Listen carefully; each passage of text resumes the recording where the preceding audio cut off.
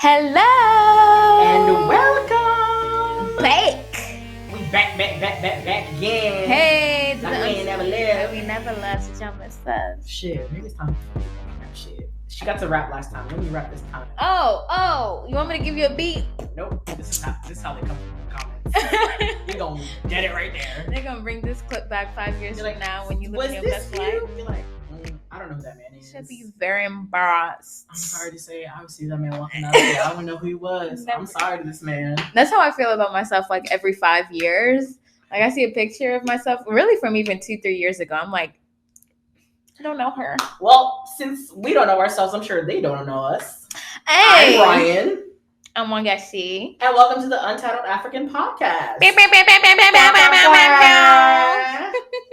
Episode 13. Ooh, Yeah. lucky number 13, y'all. I guess. Well, today is a lucky episode because we're having a special guest we later do have a on. special guest all the way from Nairobi. And Hey. the homeland. The village. Not really at all, but not even close. She's a city girl. She's a city girl. But yeah, she is gonna be here later with us, talking all things life in Kenya and just the move, the exodus. You know, we all trying to hop the fuck up out of America. She finna and she been keep did us that. game, see what's up. Yes. So we'll get to that. But first, I'm coming out. I want the world to know. Gonna let it show. Oh, Mr. Tevin Campbell. Of what is he from? What's he we saying? didn't even do check-in. You didn't even check in. Check in. Check in. How are you? Oh, you know I was gonna do that and then I forgot. You ain't even gonna check in on nobody. The ADD is active right now. My mind is 1,000 places. Girl said, let's just get into this topic. I'm ready to be done. Look. We just started. But you're right. Okay. How was your week, Brian? My week was absolutely amazing. I finally went to a Club Renaissance event. The girls put on their boogie shoes and was out on the dance floor, dancing to the entire Renaissance album. Energy. Move out the way. Ooh. I want my girls and we all need space. We lived on that dance floor. Yes. Till 2 a.m. You know, I was over here on YouTube trying to pay attention to the lyrics. I was like, uniform, I put on unicorn, wait. I was like, rewind. I listened to that. Unicorn is the uniform you put on. Eyes on you when you perform. Eyes on I when I put on. Some haute couture. Label so obscure, can't clock them whores. Unique? That was the only part I know. Unique? I'm here for that. No, we ate that entire album up. Yes. How long were we there for? Like 2 hours? Yeah, and you got there before. I was there before y'all. They ran that album twice. Before? Yes. Really? I was there. I showed up late at 11 p.m. Mm-hmm.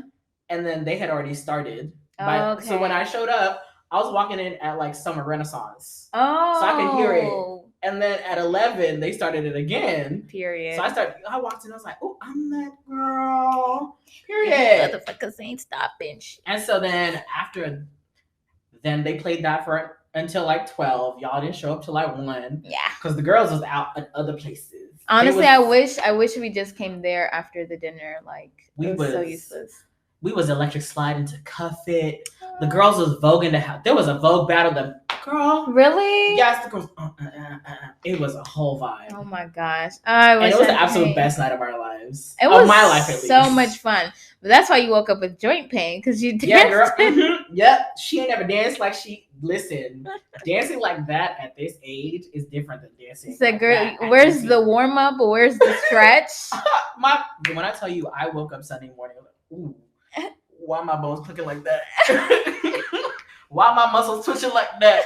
They ain't never did that before. Why they thought today was like, what? Let me tell you. But it was all well worth it because I got to dance to Beyonce. Yes. But I'm waiting for it. Like, that was just like somebody put that together. But I want the official Club Renaissance. Right. I've been seeing it in Berlin, Copenhagen, London, all these places. I'm like, come on, Atlanta. Beyonce. Come on, come through. You know we love you out here, girl. Yes. Southern girls do it best. You said twerk it like you're from the South. Bust it. Come on. Drop it like a body. Ow. But how are you though? How was your weekend? How was your week? My week has been good. My week was really busy, so like dancing to Beyonce. Just to let it all out. Let your hair hang out. Yes, was the highlight. outlet. Yes, I needed that. It really was like a come to church moment that night. It felt like a release needed to be had on that dance floor. Freedom.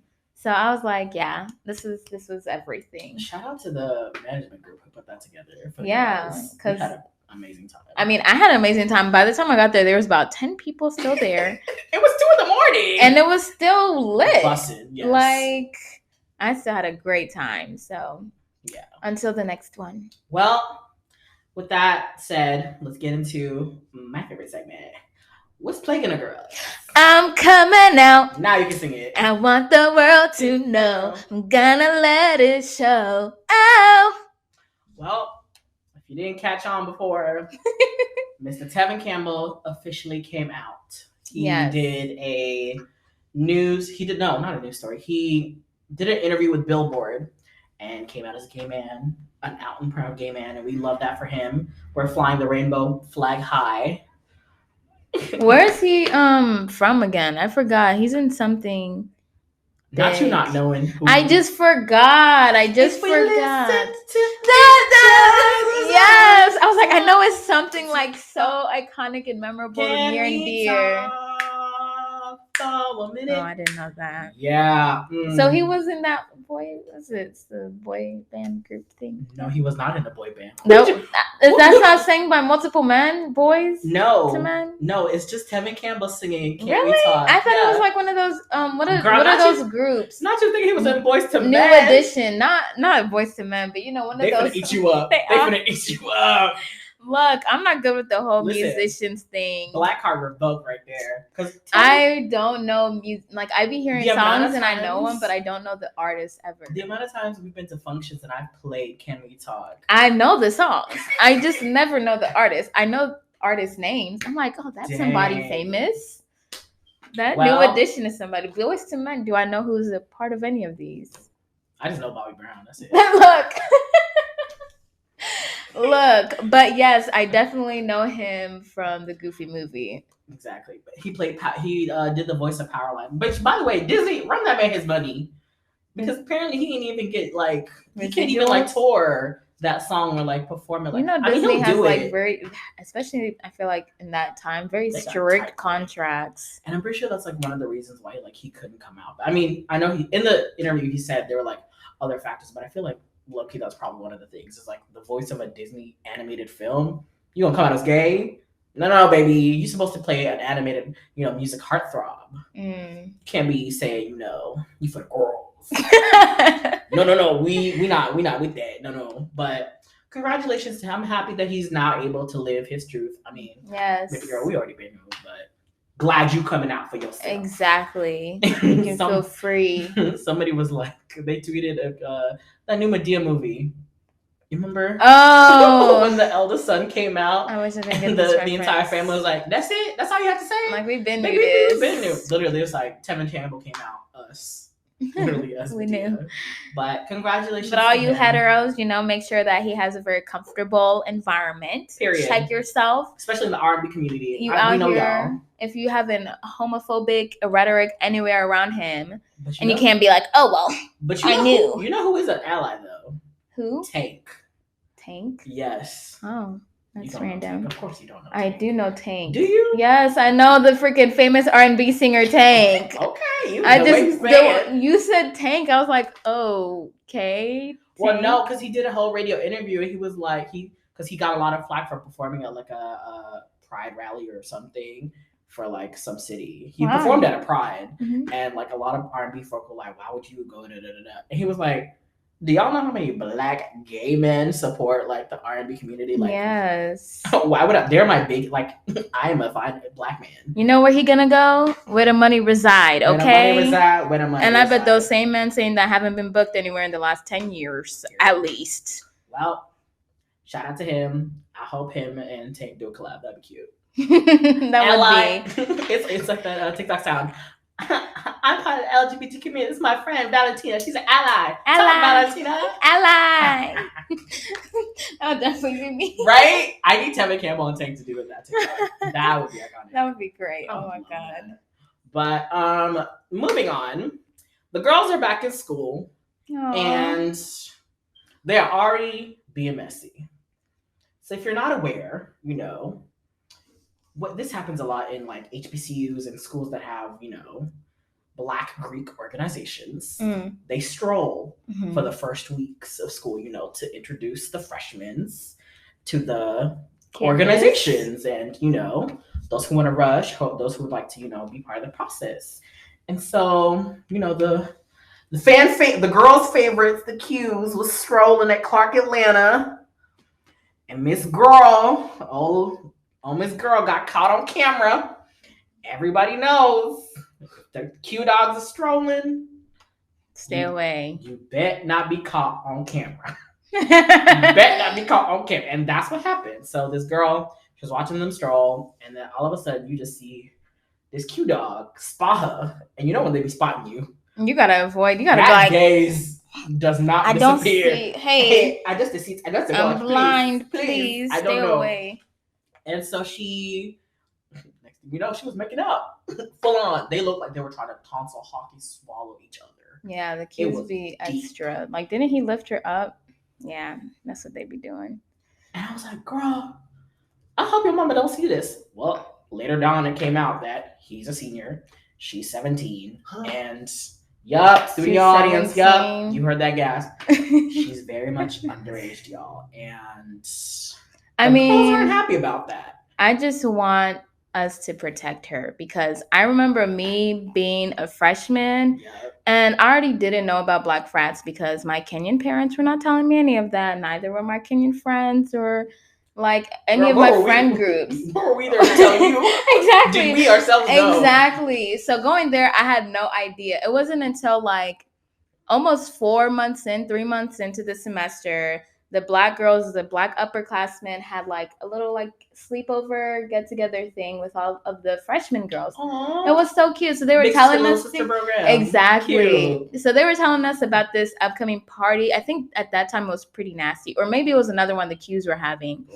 I don't remember, but basically, you know, the Qs were gonna be strolling, and they were like, freshmen, do stay away from the Qs.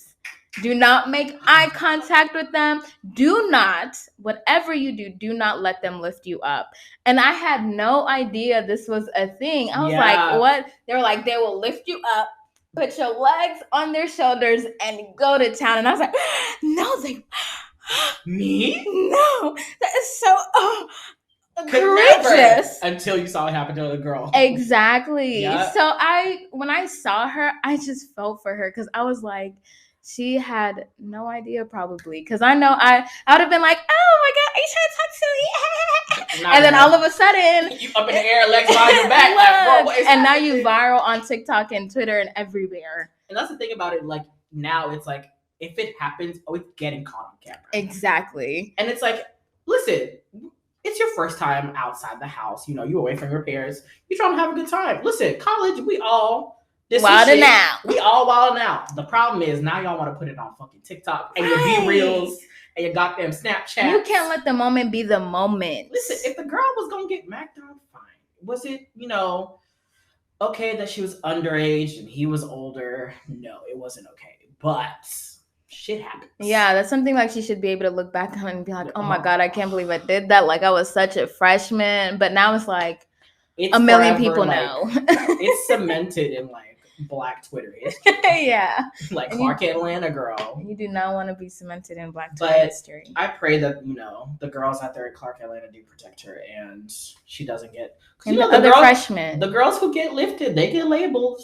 We be like, yup, that was her. That's the one. And that sticks with you all the way till you walk across that stage. Yeah, but it's college, so it's like I feel like it's easier to kind of let go of that, but you have to be intentional about the kind of people you keep around you. So advice to all you other incoming freshmen who didn't know, now you know. Now you know. Your older cousins here put you on game. Yes. Okay. Because I went to PWI, so I didn't have to learn it until 3 months in. HBCU, you better know that walking in. Day one, you be Because like, they okay. are strolling immediately. The Qs, the Noops, like the all whole of them. Black Greek organization. You better know.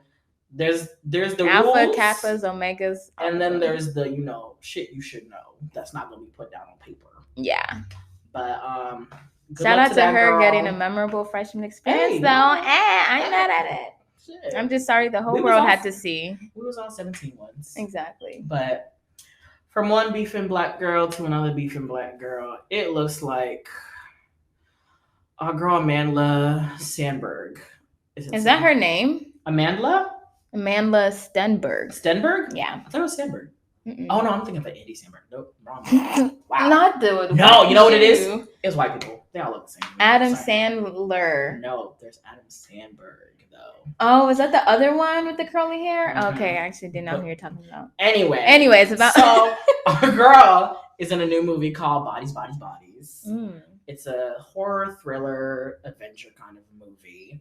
And so this New York Times critic. Wait, sorry. Is it because of Snowfall? Bodies, bodies, bodies. You know what I'm talking about with the dude? Okay. No. You know what? Bodies, Bodies, Bodies is like bodies. It's like a game that you play at like parties and stuff. It's like I was someone gets a card, they're a killer, and then I was thinking of Dancing Interest. Bodies, bodies, Keisha, Letitia, bodies, bodies. I'm sorry. I'm telling you the 80s. She's on one today. Active. Let me finish this goddamn topic. I ain't even gotten into the meat of it. I'm sorry. So this New York Times movie critic goes to see the movie. She's like, was not a fan. She calls it a 95-minute advertisement for cleavage. LOL. Because it's based Isn't a it bunch about of sexual teen girls in a house, and I think Pete. What's his name? Davidson? I think he's in it. Oh, I think I've heard of this. Yeah. And so it's like a whole thing. And so she she wrote her review. It was up on the New York Times. Amanda Stenberg saw it. And, in a tongue-in-cheek moment was like, DM'd the New York Times critic and was like, ha ha ha, maybe if you weren't staring at my boobs and watching the movie, you'd actually get it, but okay, whatever. It was tongue-in-cheek. It was a DM. Yeah. It was a DM. So then Miss Lena decided to respond to that and then screenshot it and share it on the public forum. My Twitter and TikTok. Gosh. So it gets on TikTok and she's like, I think she was trying, and then she was like, maybe she's because I'm a lesbian, da da da da. But then Amanda was like, well, I'm gay too. Was she trying to? Okay. It's giving very much white women in public crying and expecting people to be like, oh, so poor baby. And everybody was like, girl, the fuck? And then people who actually did go see the movie and analyze them were like, the movie literally goes into like kind of subversively like exactly what's going on right now. People weaponizing their tears and victimizing themselves. Oh wow, the irony. Which is so funny. And then more shit came out about Miss Lena, the New York Times movie critic. Turns out she's a child of nepotism. Her daddy is an editor on the New York Times. Oh. And then apparently some more stories came out of her about like friends from college saying, oh yeah, she does this all the time. Anytime she feels like somebody's like disagreeing with her, it's like she feels like she's being attacked. She weaponizes her sexuality, saying, oh, it's because I'm a lesbian. It's like basically what happened to the woman who was crying wolf at the park when that black man was filming, trying to bird watch. Basically same shit, but now it's on a public less forum. Life-threatening. And you came after the wrong girl because we ride for Amanda. She be doing her shit when she being shit. So people are like, no, girl, you fucked up. So now she's posted more videos talking about it. It's just like, girl, you should have just never tweeted the DM. You should have been in on the joke. If anything, your PR, actually the New York Times PR should have come at her and be like, don't respond. If anything, if you feel like you need to respond, make it like a joking thing, because clearly that's what it was. Because even Amanda put out a TikTok and was like, ha ha ha, it was literally a joke. But if you took it as like me coming an attack, girl, that's all. Relax. Calm the fuck down. But yeah, basically white women weaponizing their tears is what I'm chalking it up to, is what it seems like. Which I'm sick of. That's wild. I mean, like, okay, artists are going to get critiqued. And like, are you gonna go to every artist DM or writer's DM who's reviewing your stuff to be like, how dare you? And you can if you want to. I mean, that's completely up to you. Like, and us, especially, it doesn't seem like she was like, "Oh my god, I worked so hard. You didn't like what I made." Like, she made a joke of it. She was like, "Oh, haha, stop staring at my titties. Look at the movie. Maybe you'd appreciate it more," which was cool.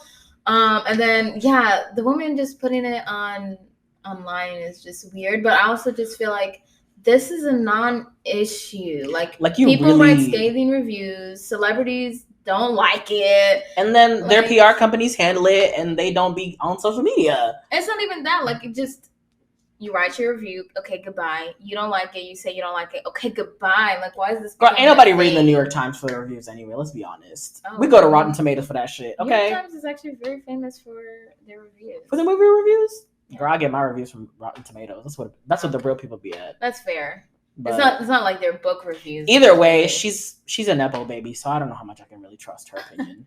Yo, people have been talking. Is that why nepotism has been like the nepo babies have been the trending topic for like the past I don't know how long. Like, well, we're gonna get into that in a second, but I'm just gonna finish off this saying is like I need white women to learn to stop weaponizing their fucking tears, crying to the internet, looking for sympathy. Like, no, girl. In this day and age, in this 2022, we reading your ass. Like, why are you making this a thing? And then why are you posting a private like message? Yeah, it's the same shit that happened with Doja and that kid from Stranger Things. And that was a kid who made that public. You were a grown woman, I assume. I don't know. No, she's a grown ass woman. Like you have a like full time like actual like job. Like you're a grown ass woman, girl. Either way, Lena Wilson, girl. Stop crying on the internet because we're not comforting you. I'm sorry. Yeah. But from one thing to the other, the girls are coming for the black therapists now. So this young lady, who is a psychiatrist, therapist, professional, not sure what the correct title is. I think it's psychologist. I think psychiatrist gives the medicine. Okay, so you should. Or it's the other way around. Well. Not to mince my words, I'll say she is a mental health professional. She's a therapist. Okay, therapist, whatever. Yes, she's a therapist, and she saw I think it was like a study or some sort of article or whatever saying how men, their emotional maturity or something is just not. Wasn't it like they're lonely or something? Yeah, something along those lines. Just basically saying that men are not as emotionally developed and mature as. Whatever it was. So she, as a professional of mental health, as a therapist, she agreed with what the article said and made her comments. I think it was like a TikTok or like a Twitter she made. And not a Twitter. Wow. Girl, it's that kind of day, okay? Leave me alone. You're right. So she posted her comments and what she felt, and rightly so, because I honestly, after reading it, I very much agreed. I was like, yes, men definitely emotional maturity wise, and like the loneliness definitely stems from a lot of trauma that has not been dealt with, and they're just out here being a mess.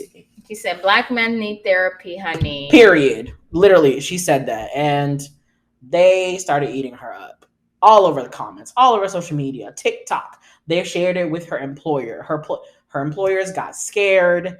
And articles were being made, like it was wild. It literally snowballed into this, like she started getting doxxed by men, like people all over the internet, finding her location, like where she lives, her address, like some scary shit, all because she offered her professional opinion about a matter that she was very like much, she knew how to comment on, right, and gave proper commentary on too. Yeah, I was like, so y'all mad because she ate y'all up? She said facts and y'all mad?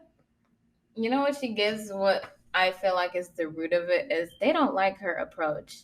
She is not, a pretty princess, man. Maybe you just should seek help. She's like, you motherfuckers need help. You beat women. You leave your children. You're unhappy. Your life expectancy is going down. And people don't like that, especially coming from a black woman. Like, how dare you be a black woman and be aggressive? Like, no, you need to be checked. You need to be put down. And I think she's just so bold and flagrant, and people are threatened by that, and men are definitely Especially intimidated by that. Especially men. And the thing is, and then it led into this whole other topic about professionalism being like in the root of like being rooted in like white supremacy, and like the way she approached it was not so a whole like this topic had me. I was in the fucking reading. I was like, I should respond. I was like, you know what? No, let me not do that. And I would just read you. You know how you just be reading along in like Twitter replies and comments. You'd be like, dumbass, what? How could? And like you have to keep yourself from responding because like y'all really do be stupid in these comments. Like y'all, common sense really is not that common. Mm-mm. They really just be speaking out their whole booty holes and thinking it's gold. Like, no, sir, go read a book.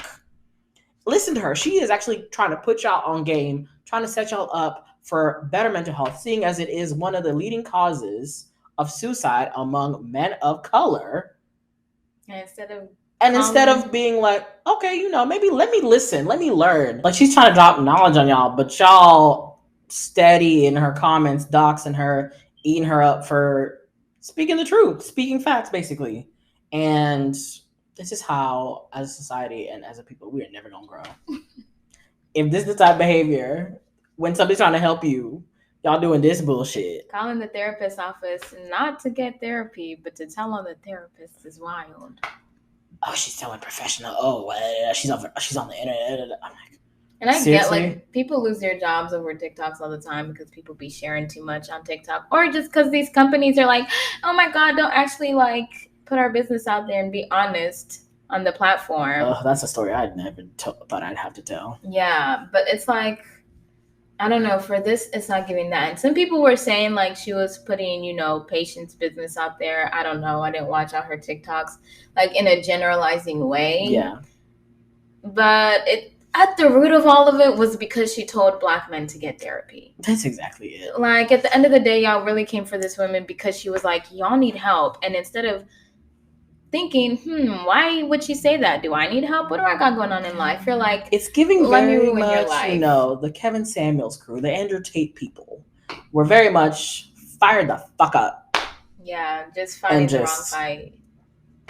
Couldn't get out of their own heads. But we wish the best for this Black therapist. I hope she finds a practice where, you know, she can preach, you know, how she feels the community needs to hear it. Because clearly, all this soft-spoken shit ain't been working for y'all.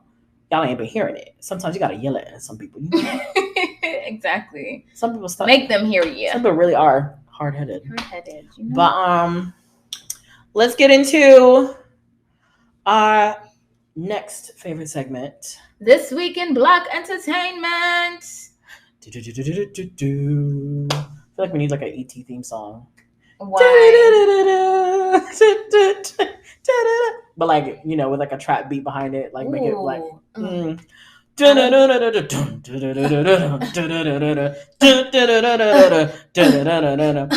that sound like a Batman comic theme song?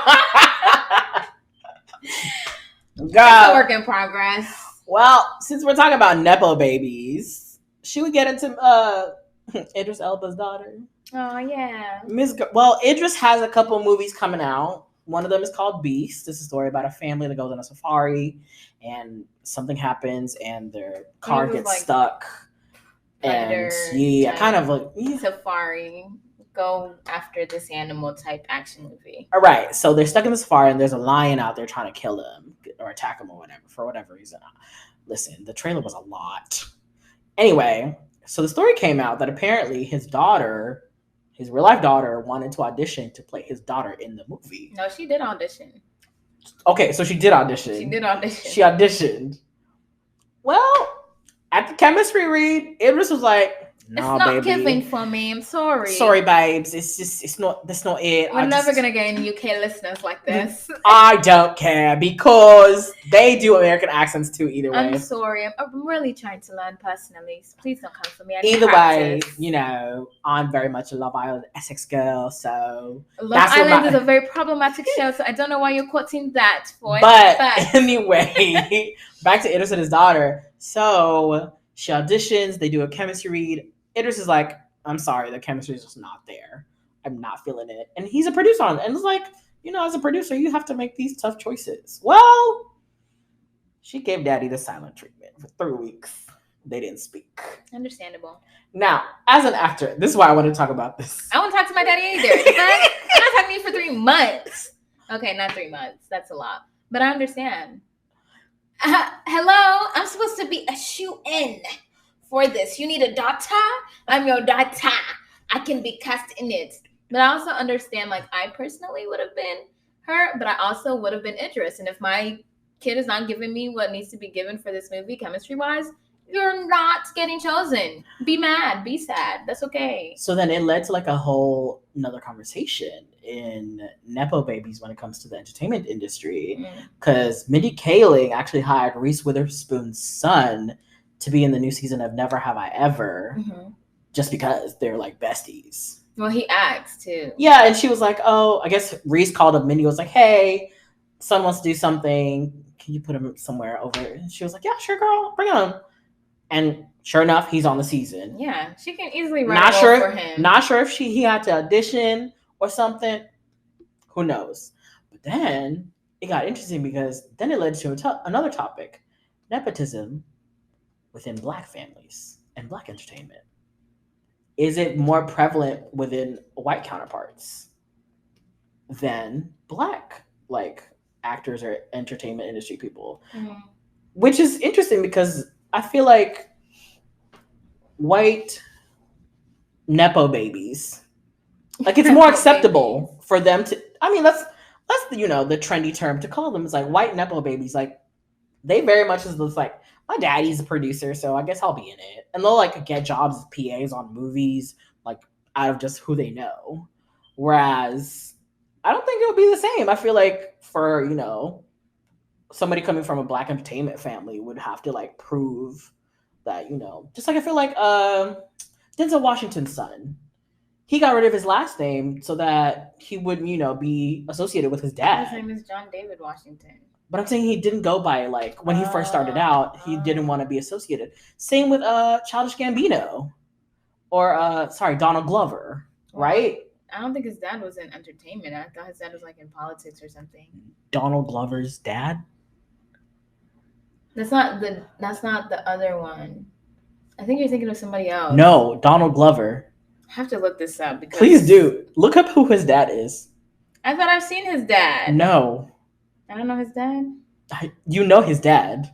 Okay, but continue. I'm gonna look but like I feel like along those lines, like they've had to prove themselves. I'm sure, like, within the industry, they've definitely had to be like, well, I can actually act. I've gone to school, I've done XYZ. But yes. Look at it. Who is his daddy? I'm looking. I want to prove you wrong. When I pull it up. Hurry up. But like, I don't know. I just feel like it's easier for white Nepo babies to be able to just walk into a room and be like, I want this part, daddy. Okay, let me see what I can do. No, I want this part, daddy. Whereas I'm sure John David Washington couldn't walk into Denzel's and be like, Dad, I want to be in this movie. Okay, well, talk to your agent. You got an agent? You got a manager? What they were doing for you? Yeah, you were thinking of Donald Glover, like, what's his name? Danny Glover? Danny Glover, Donald Glover. That's not his dad. You're thinking of this actor, him? Are they not related? No, I know his. Yeah, you were trying to prove a point. Look at that's not his daddy. Strong and wrong. First of all, this man is very much still alive. The actual entertainer. No, I know he's not still dead. alive. I know he's not dead. Childish Gambino's dad died like a couple years ago. Just so guy more. Yeah. Hey, so you wanted to? I know Childish Gambino. Don't try to come for me and his family tree. Black Twitter, don't come for me. But come for him. Because you want to tell them to come for me for not knowing these singers and their songs. They have the last names though, so I'm just like. No, anyway, baby. Either way. Oh yeah, now you want to skip over it, huh? Before it was like, oh, so but that's what I'm saying. It's like Nepo babies, are real. They're real, and yeah. I feel like Black Nepo babies probably have to work a lot harder, and I'm sure that's probably why Idris was like, "Sorry, it's not working. Chemistry isn't right. Don't be mad at me. I still want to make a good movie." Yeah, I have to do what's best for my film. You may be my daughter, but this is work, baby. Separate family. Meanwhile, white Nepo babies be like, Mindy, I want my son in a movie. Okay, Reese, I got you.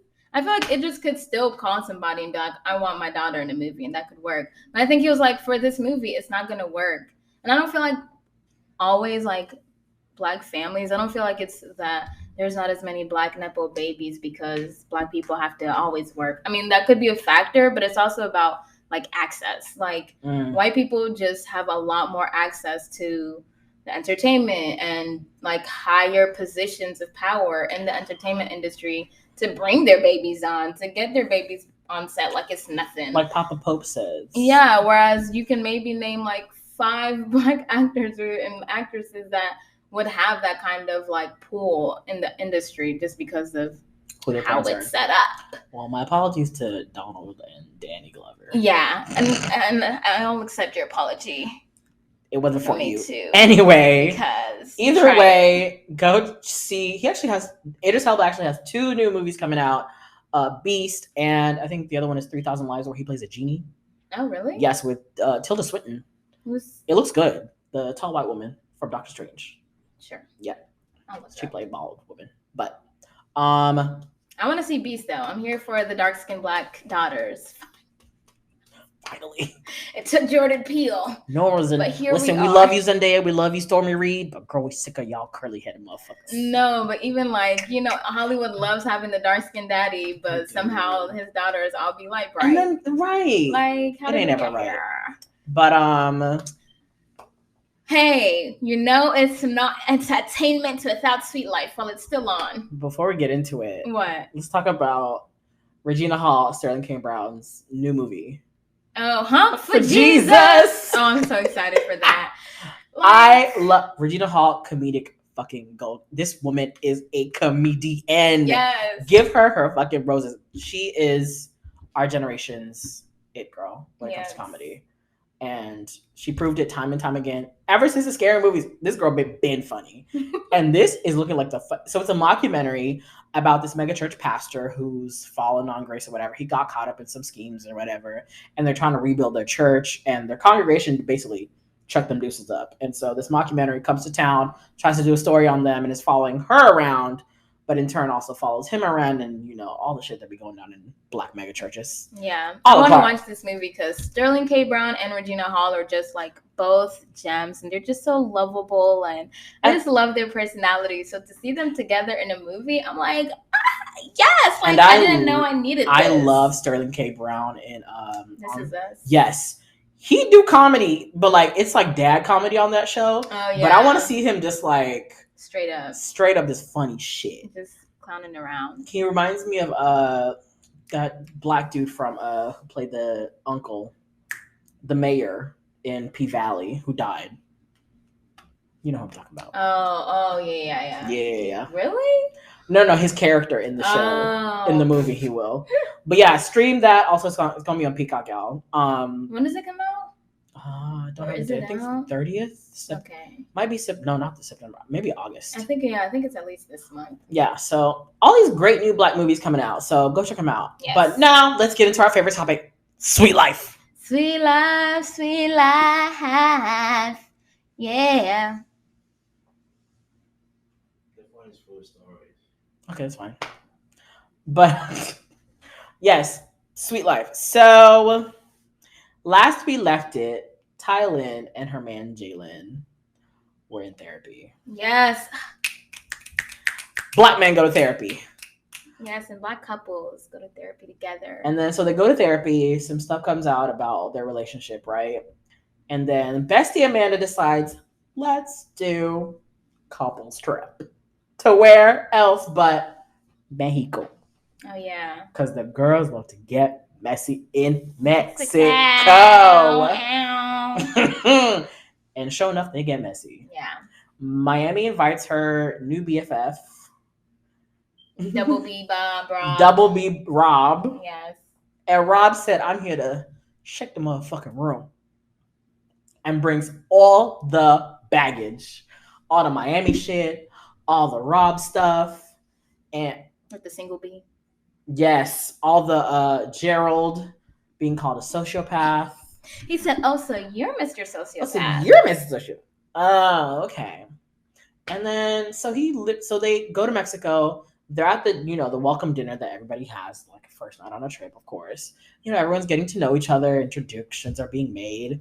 So Tylin starts, apologizing to the table, specifically Brianna, after they all wrecked her event and literally started a whole entire fist fight between Jalen and PJ and Rob and Tylin and everybody was fighting. Yes. So Tylin starts apologizing to everyone, Brianna, whatever, PJ. And unfortunately, who's not on the receiving end of those apologies but Gerald himself. I mean, she kind of just brushes over Gerald. He's there. She's like, I'm just giving an apology for the table. I'm sorry. I'm sorry, Evan. I'm sorry, Courtney. I'm sorry. Literally skipped. She just went, no. And just like pretend you're part of that apology. And he was just like, what the? He was like, oh, so everybody get an apology.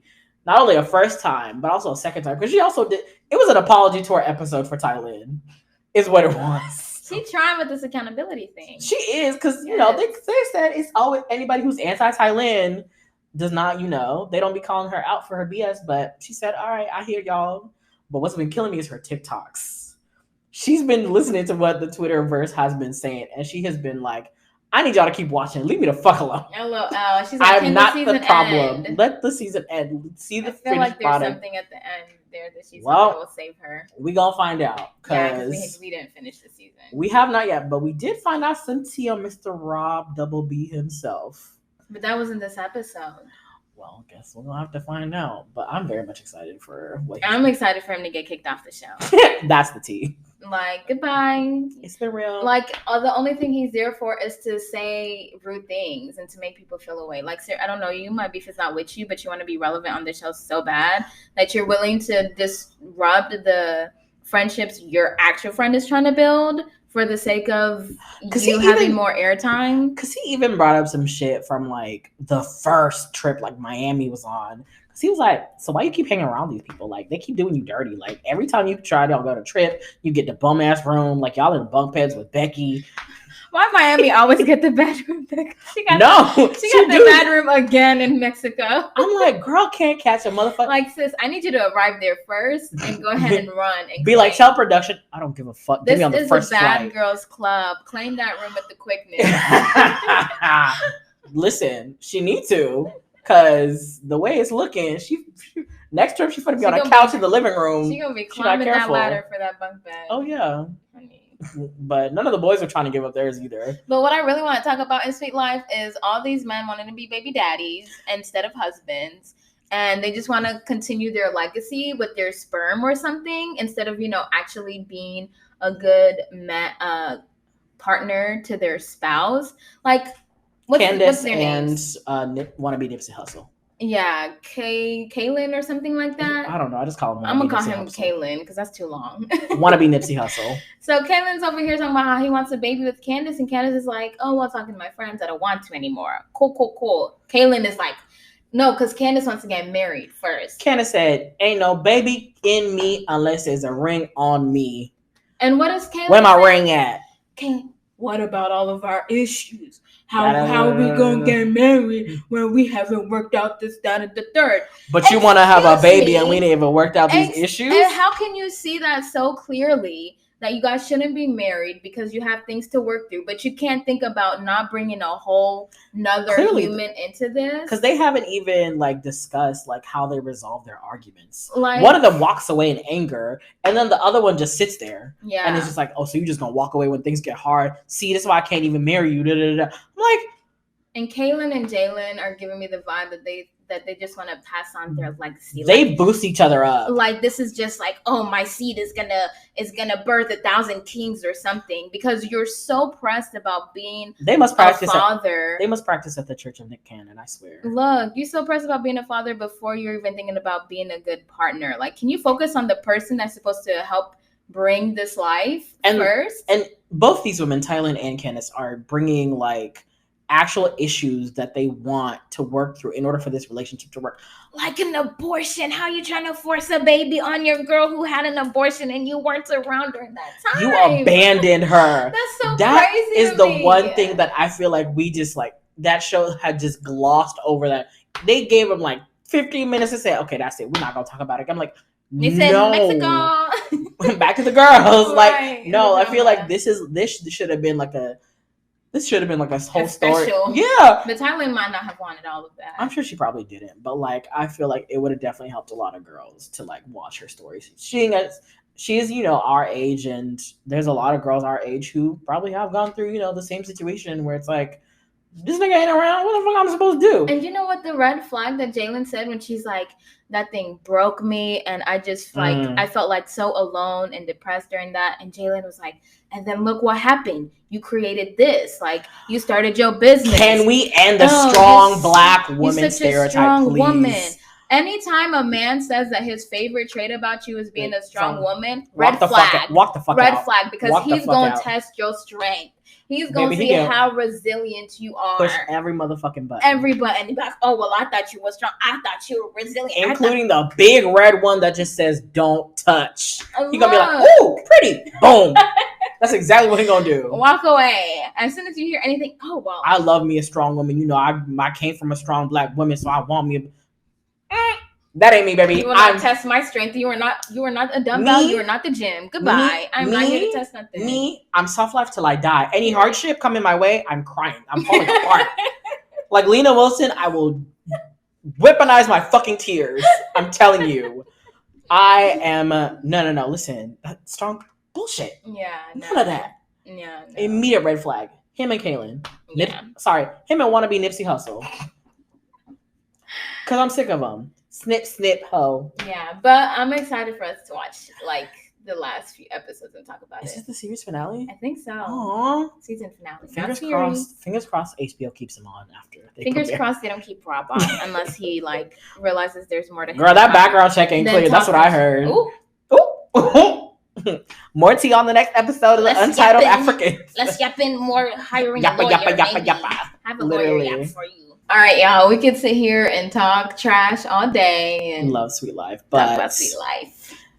Let's go ahead and give it up for our girl Jackie. Our next segment is our interview with her. Yes, listen, enjoy, support, all the things. Well, from all the way far east to our homeland, we have a special guest in studio today.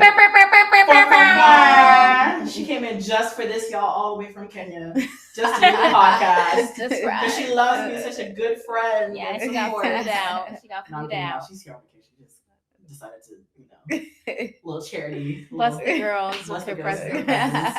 But give it up for Jackie. Thanks, guys. Thank you. Studio applause.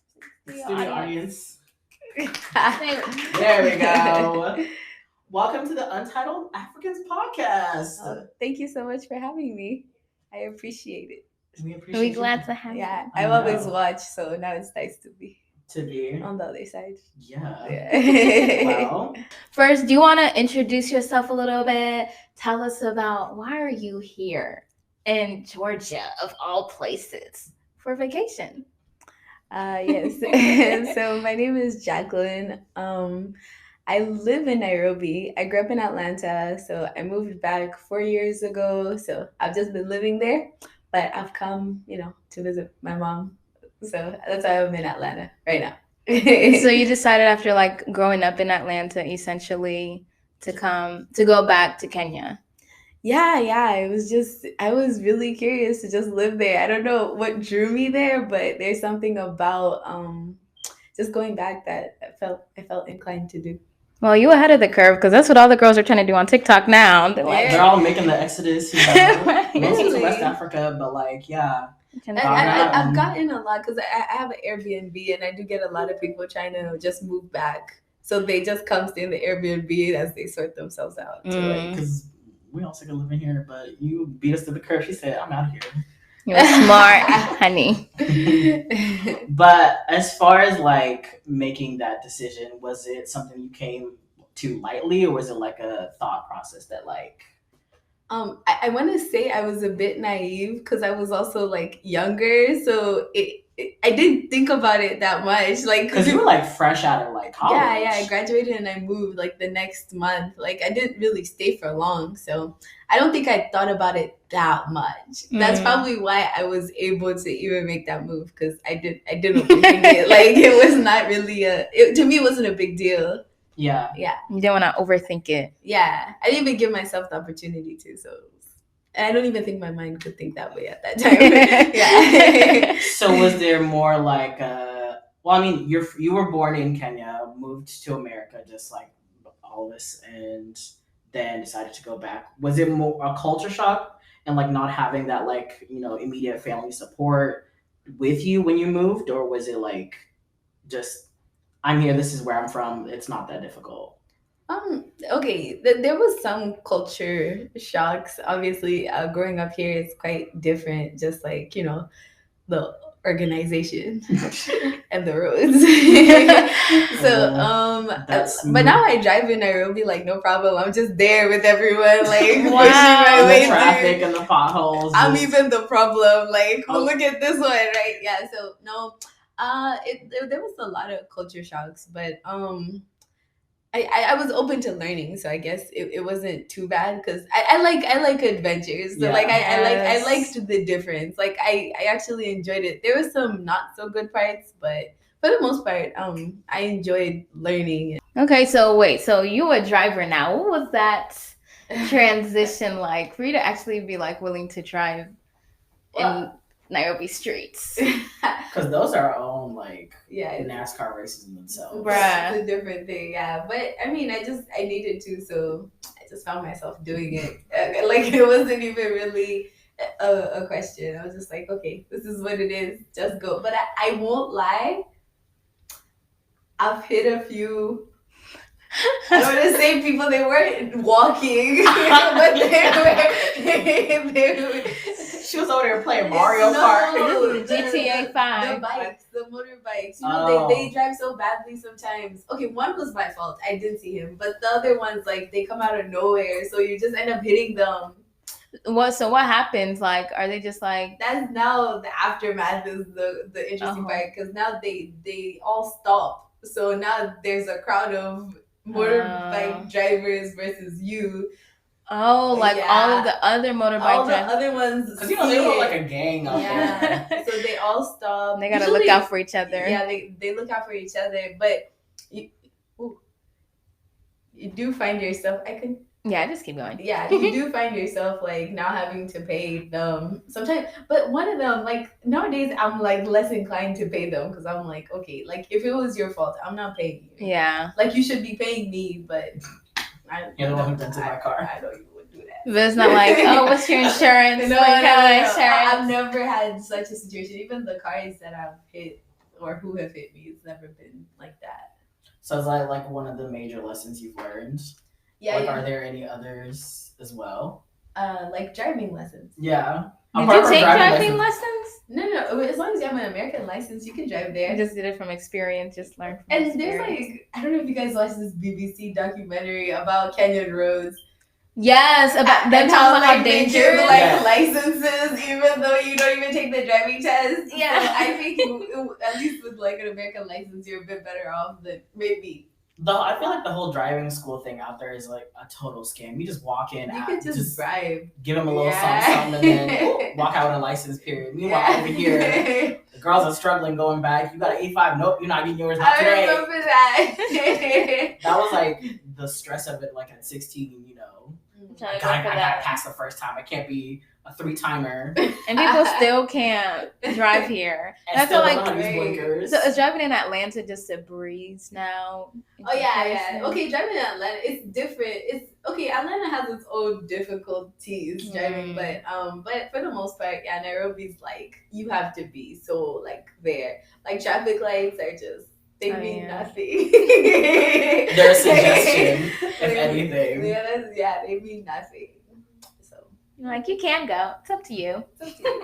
If you don't go, someone else will go. So apart from like the conveniences of like the organization here, it's like, are there any other like creature comforts that you miss when you like are there, or like when you come here, like oh thank God I have this. I want to say, but okay, I love food, so like it's just like the food I'm used to eating. But other than that, like I do like Kenyan food, so there's nothing else that I feel like I need, like other than the organization, like the systems here, like even like government offices, like Kenya, it's like like bureaucratic type. You just go there for the whole day. Like Just if you're trying to get like a to... license or a permit for any work or anything, like you just go there mentally ready. Like I tried getting my thing for my car. What is it? Like tag or license plate? The tags we don't change them. They just stay with the car. Like you. The one that you buy is the one that you forever. Yeah, but yeah, just like if you like now when you buy a car, it doesn't like the registration. Yeah. Okay. It's supposed to take like it's supposed to take 4 weeks, but 3 months later you're still calling, it's still not ready, and you have to find a guy to hook you up. Find someone who works in the office. Yeah. So those things, yeah. But you know, it is what it is. So do you feel like, okay, being in Kenya, do you feel still caught up with what's going on in America? Do you feel like there's still so much like American news or entertainment you're bombarded with? Or are you like, girl, I don't know what's going on over here. I don't care. Like, it ain't about me. Right, what's that got to do with me? It don't affect me. I actually follow American news. You'd even be surprised how much Kenyan people follow American news. It's like American news is like world news. Like, because Kenyans dare come tell me about American news. Like, did you hear? So they think. So like, you hear what's going on in your country? Right? But they think America. Okay, not all of them, obviously. It's just like, okay, they jokingly say, because they jokingly say like, oh, all you guys do there is shoot each other. And that's no offense. That's how it looks. That's how it looks from the other side. Yeah. Especially if you've never been here, like. It seems okay. There's a gun problem here. It's not. It's a valid seeming type of situation. Yeah, that's what it valid is. generalization. Yeah. Like there's no gun problem there because I think it would be really hard to get a gun in Kenya. Like really hard. Like near impossible. Okay, not impossible. You can get anything in Kenya, but it's not like once you turn 18, like, go to the gun store. You can't just walk up in the Walmart and the Costco and be like, I'll take one rifle. AK-47 for me with the side of my sub. Thanks so much. Baby's first gun. Yeah. But here it's easy. Yeah. Do you watch anything? Like, do you try to watch stuff? Like, tell us about the entertainment. Show. Oh, you mean like how I keep up with American news? No, like what you watch. Yeah. What you watch in terms of TV or entertainment? I don't watch like the TV there. I watch YouTube and Netflix. So I don't keep up with Kenyan news so much. I just live there. Okay, the real burning question: are you gonna watch Real Housewives of Nairobi? Because they are coming out. I will. I'll be curious. I want to see. Find a rich husband and get on it so we can watch you. Right?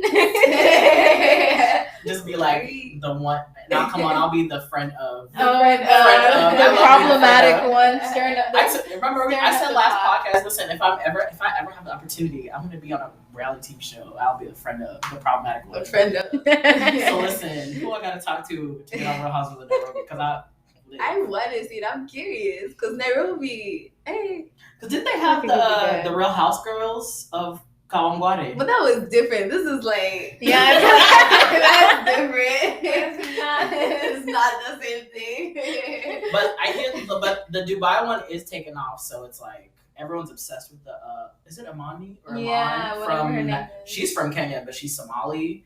Everyone is obsessed with her because I think she's so hilarious. Everything that she says out of her mouth is golden. Yeah. But apart from so you really don't be keeping up over there. Like okay, like there's the general politics, like I keep up with that. But like in terms of like watching like KTN and TV, Citizen, you care about your mental health. Yeah, I'm not watching because then it'll be like NSSF stole $2 billion. And I'm paying NSSF, so I'm like I don't want to not pay you guys. Like this let me not hear that news right now. Yeah, so like what are like the biggest differences would you say in your day to day, like maybe getting ready or like doing work or whatever that you think is like different from here or there, or is you're like, oh, it's actually pretty much the same?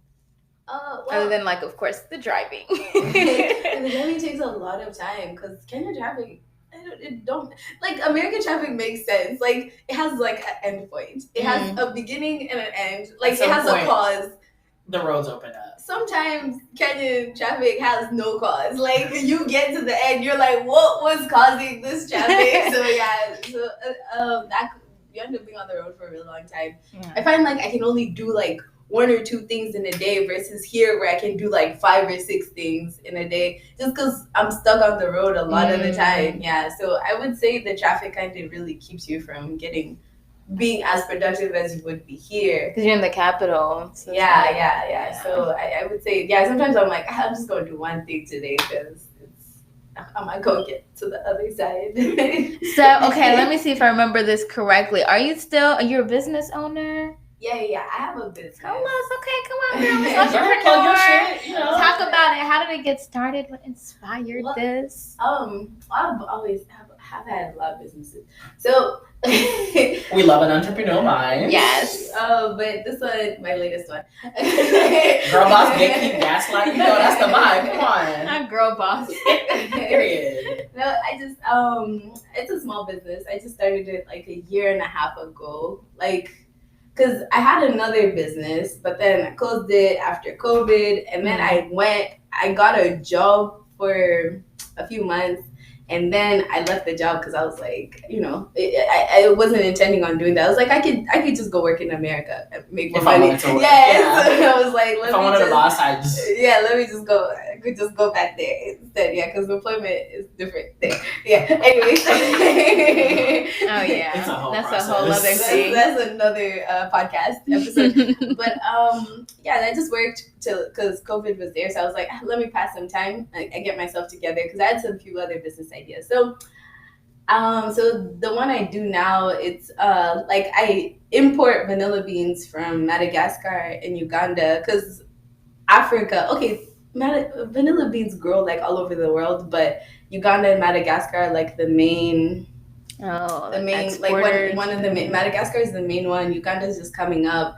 But I process into like extracts paste, which I then supply to like shops and restaurants and such.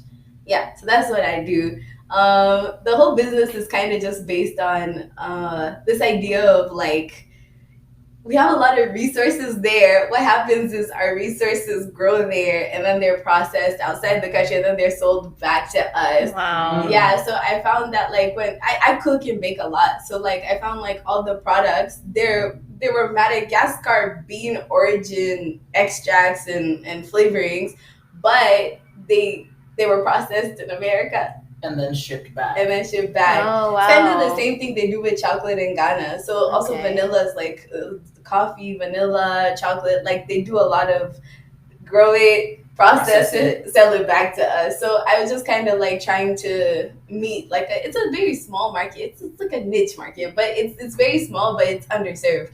So because like a lot of bakers, they don't know where to get it but it grows right there. Like it grows next door. So it's so ironic. Yeah. So yeah, that's what I do now. So yeah, just slowly growing. It's been so far my most successful business in terms of like being sustainable, if that makes sense. Yeah. I've had experience now. I've been trying to keep my expenses low so I can keep that money, So yeah. Yeah, so it's been good. I've learned a lot of lessons, but it's growing slowly, not too fast. So I'm able to like adjust. Yeah. So do you have any advice for the girls who are thinking of either moving there to start a business, moving there just to work regular? Because we all sick of the American hustle, man. Well, another thing I do to support my business, I do have an Airbnb, so that really helps me as well, like having more than one income. And I'm going back to start like 2 more businesses because I got like 2 ideas. Yeah, I'm trying to because I'm trying to focus less on making one big business and instead making a lot of little businesses, if that makes sense. Yeah. Multiple streams. Yeah, because like I'm comfortable with where the vanilla is. I feel like I've served that little niche market. So now I want to do another small business and then hopefully all the little money adds up to more Big Big money. Yeah, my uncle always tells me this quote. It's like, was it like haba? You know, haba, and that shit. I don't know. Anyways, long story short, Studio audience. Swahili proverb saying like, oh, if you do like a little bit, at the end of the day, you'll have a lot. Yeah. As far as advice for anyone trying to go back, I mean, personally, I wouldn't tell someone go move to Kenya because there's a lot of comforts in America. Yeah. So it really needs to come from inside you. If you're willing to suffer a bit, I do think it's worth it only because I like Kenya because there's so many like gaps in the market, like so many untapped things, like there's so many, but it's not that there's not a demand for it because Kenyans have the expendable income. Yeah. I was even so surprised to like how well the business did because I was like, this is such a specific product. I didn't think it could like take off the way it did. So I don't know, like there's little gaps if you can find one and fill it, and Kenya's like quality products and services. So if you somehow manage to find the right market, I think it's a good place.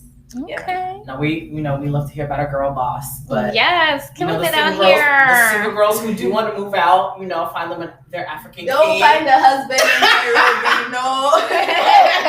I was just about to ask, is it giving, is it giving Atlanta, but in Kenya, or what do you mean Atlanta and Kenya be? Atlanta is y'all. But I'm just saying because Atlanta, like I've already said, I've said my piece of the men in Atlanta. Then say your piece with the men Nairobi. You don't need to try it. Trust me. It's hard out there. There's good ones. I found a good one. It's just needle in a haystack type. Yeah, like that. Yeah, don't go. Nairobi's not for love. Some of us, it's not for love. It's for business. Period. Y'all heard that. So y'all girls don't be going out there thinking this is where I'm gonna find him. Husband. No, he's not there. He's not there. But there's a lot of amazing single women in Nairobi. Okay. Okay. So if guys want to go there, I would strongly advise they go find. But if you're going there, make sure you're like, I might sound equally yoked or something. Exactly. I was about to say. What are you bringing to the table? Don't be that one. They like Exactly. to say. No, but. Don't go to Nairobi looking for love. Oh my God! You know what I want to see? I want to see a Nairobi dating show. Does that exist? Like I want to see Don't like they a have Love that is one Blind, where, like, Love Island. Have one where like you take your exes out or something, or like but is it Tupendana or something? Yeah, I've seen the one where you take your exes out. Yeah, I've seen that. And like you talk about like, oh, what happened, da da da. Nairobi that sounds men messy. are like their own breed. That's like Atlanta. They're on their special planet. Sounds like Nairobi men. But the Nairobi man in the audience wants to speak up for our man. Oh, if we delete this, it's gonna be in the comments. Roast me. Boy, nah, don't come for her because we will. No, I have a good guy. Like, I actually found a good guy in Nairobi. Oh, yeah. So it's not that it's impossible, right. But it's just not advisable. This is coming from your older, wiser sister. Don't come looking for me. Don't play yourself. Okay, but I don't want to get roasted in the comments. No, girl. No, we got your back. We got your back, baby. We got your back. We got your back, DM. Okay, yeah. But hey, tell it like it is.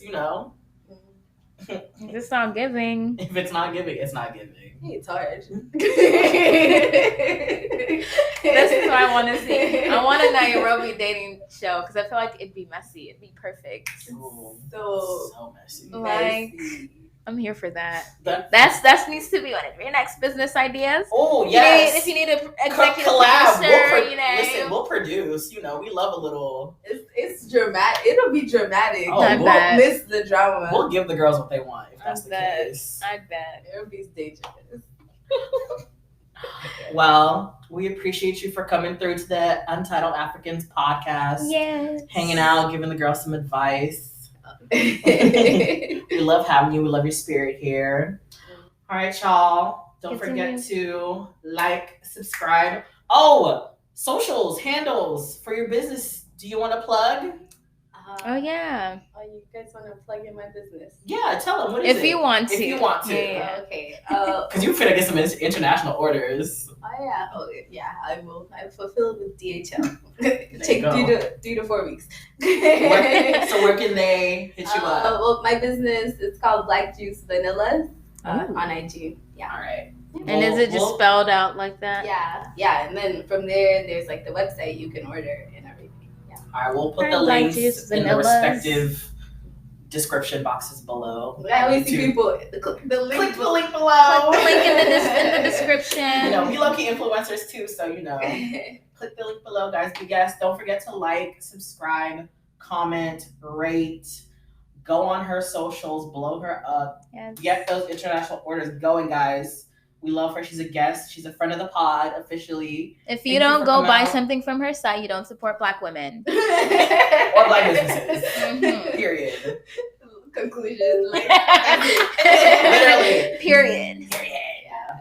But thank you so much for coming out, Jackie. We love you having you. Well, Yes. Thank you for having me. This has been really fun. It's been a ride. And on that note, y'all. Clink, clink, we out. clink, clink, clink, clink. Oh, well, we We gotta clink go. our imaginary glasses.